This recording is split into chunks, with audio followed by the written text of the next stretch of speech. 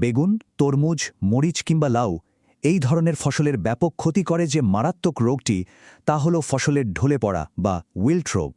চলুন শুরুতেই জেনে নিই এই ঘাতক থেকে বাঁচার উপায়গুলো। তো আজ আমরা মূলত যে বিষয়গুলো নিয়ে আলোচনা করব তা হল ঢলে পড়ার আতঙ্ক, এরপর জানব ছত্রাক বনাম ব্যাকটেরিয়ার লড়াই সম্পর্কে, কিভাবে এদের আলাদা করা যায়, রোপণের আগেই প্রতিরোধের উপায়, একেবারে জরুরি রাসায়নিক চিকিৎসাগুলো কি কি, এবং সবশেষে কিছু অত্যাবশ্যকীয় চাষাবাদ অভ্যাস নিয়ে কথা বলব। আচ্ছা, শুরুতেই প্রথম পর্ব, ঢলে পড়ার আতঙ্ক।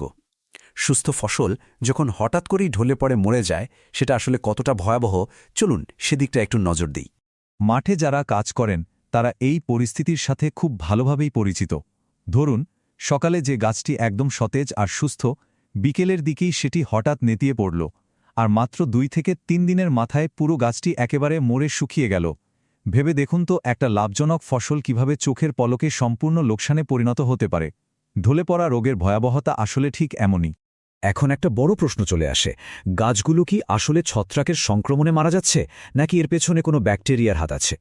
এই আসল কারণটা ধরতে পারা কিন্তু একদম জরুরি।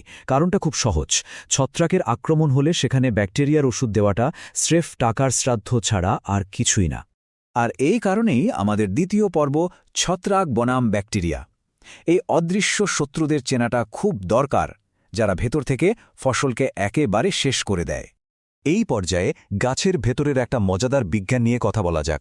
গাছের ভেতরে ভ্যাসকুলার বান্ডেল নামে একটা পাইপলাইনের মতো অংশ থাকে। মানুষের শরীরের রক্তনালী যেমন কাজ করে, গাছের ক্ষেত্রেও এটি ঠিক তেমনই। শিকড় থেকে পানি আর প্রয়োজনীয় পুষ্টি এই পাইপলাইনের মাধ্যমেই গাছের পাতায় পৌঁছায়। আর আশ্চর্যের বিষয় হল, এই জায়গাতেই জীবাণুরা তাদের মোক্ষম আঘাতটা হানে। তা ফিউজেরিয়াম নামের ছত্রাকই হোক আর রালস্টোনিয়া নামের ব্যাকটেরিয়াই হোক, এরা দুজনেই কিন্তু গাছের শিকড় দিয়ে ভেতরে ঢোকে। এরপর এরা সোজা গিয়ে গাছের সেই ভ্যাসকুলার বান্ডল বা খাদ্য চলাচলের পাইপলাইনটা জ্যাম করে দেয়। ব্যাস, পানি আর খাবার না পেয়ে গাছটা আক্ষরিক অর্থেই না খেয়ে মারা যায়। তো এই দুটোকে আলাদা করব কিভাবে? আমাদের তৃতীয় পর্বটি হল পার্থক্য শনাক্তকরণ। মাঠে দাঁড়িয়ে কিভাবে এই জটিল পরীক্ষাগুলো করা যায়, চলুন দেখে নিই।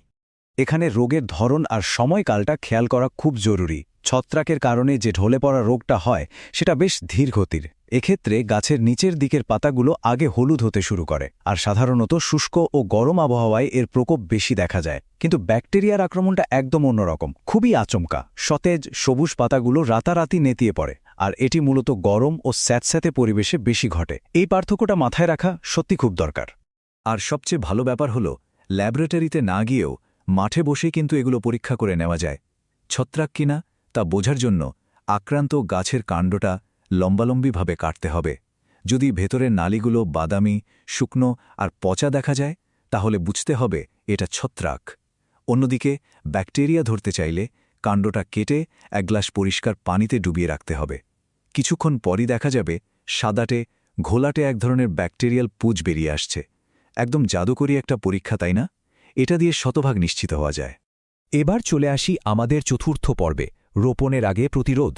রোগ আসার আগেই তাকে থামিয়ে দেয়া, কারণ এই ঘাতককে মাটিতে ঢুকতে না দেয়াটাই হল সবচেয়ে বড় বুদ্ধিমত্তার কাজ। মাটি তৈরি করার সময় 3টি ধাপ খুব মনোযোগ দিয়ে মানতে হবে। প্রথমত, শেষ চাষের সময় ডলচুন ছিটিয়ে মাটির ভারসাম্য ঠিক করা। দ্বিতীয়ত, চারা লাগানোর 15 থেকে 20 দিন আগেই ব্লিচিং পাউডার মিশিয়ে মাটির সব ব্যাকটেরিয়া ধ্বংস করে ফেলা। আর তৃতীয়ত, দানাদার কার্বোফুরান ব্যবহার করে ক্ষতিকার কৃমি বা নেমাটোড থেকে শিকড়কে নিরাপদ রাখা। এটা অনেকটা নতুন ফসলের জন্য মাটির নিচে একটা দুর্ভেদ্য দুর্গ তৈরি করার মতো ব্যাপার। শুধু মাটি ঠিক করলেই হবে না, মূল জমিতে লাগানোর আগে চারাগুলোকেও প্রস্তুত করতে হবে। এটা অনেকটা চারাগুলোকে রোগের বিরুদ্ধে আগে থেকেই একটা ভ্যাকসিন বা টিকা দেওয়ার মতো। ছত্রাক থেকে বাঁচার জন্য ট্রাইকোডার্মা মেশানো পানিতে, আর ব্যাকটেরিয়া থেকে রক্ষার জন্য স্ট্রেপ্টোমাইসিন মেশানো পানিতে চারাগুলোর শিকড় 15 থেকে 20 মিনিট ডুবিয়ে রাখতে হবে। এরপর এই শোধন করা চারাগুলোকেই সেই প্রস্তুত করা নিরাপদ মাটিতে রোপণ করতে হবে। কিন্তু যদি এত সব সাবধানতার পরও রোগ আক্রমণ করেই বসে, তখন আমাদের পঞ্চম পর্বের আশ্রয় নিতে হবে, জরুরি রাসায়নিক চিকিৎসা। তবে রাসায়নিক স্প্রে করার আগে সবচেয়ে প্রথম এবং গুরুত্বপূর্ণ কাজ হল আক্রান্ত গাছগুলোকে পুরোপুরি আলাদা করে ফেলা। কোনো গাছ আক্রান্ত হলে সাথে সাথে সেটা শেকড় সহ তুলে ফেলে পুড়িয়ে বা মাটিতে গর্ত করে পুঁতে ফেলতে হবে। আর একটা কথা অবশ্যই মনে রাখতে হবে, আক্রান্ত জমির বীজ কখনোই পরের বছরের জন্য রাখা যাবে না। এতেই রোগের বিস্তার অনেকটা আটকে দেওয়া সম্ভব। এবার আসা যাক রাসায়নিকের কথায়। যদি নিশ্চিত হওয়া যায় যে আক্রমণটা ছত্রাকের, তাহলে কপার অক্সিক্লোরাইড, কার্বেন্ডাজিম বা ম্যানকোজিব গ্রুপের যে কোনো ওষুধ ব্যবহার করতে হবে। দোকানে গিয়ে শুধু ট্রেড নাম না খুঁজে এই নির্দিষ্ট গ্রুপের নামগুলো দেখে ওষুধ কেনা উচিত। অন্যদিকে সেই যে পানির পরীক্ষার কথা বলেছিলাম, সেখানে যদি সাদা পুঁজ দেখা যায় তাহলে বুঝতে হবে এখানে ব্যাকটেরিয়া নাশক দরকার। তখন বিসমার্থিয়াজোল বা কাসুগামাইসিনের মতো ওষুধ প্রয়োগ করতে হবে। খেয়াল রাখতে হবে এখানে ভুল করে ছত্রাকনাশক দিলে কিন্তু 1 পয়সাও লাভ হবে না। আচ্ছা, এখানে একটা ব্যাপার খুব স্পষ্ট করে বলা দরকার। সঠিক ওষুধ যদি ভুলভাবে দেওয়া হয় তাহলে উপকারের বদলে ফসলের মারাত্মক ক্ষতি হতে পারে।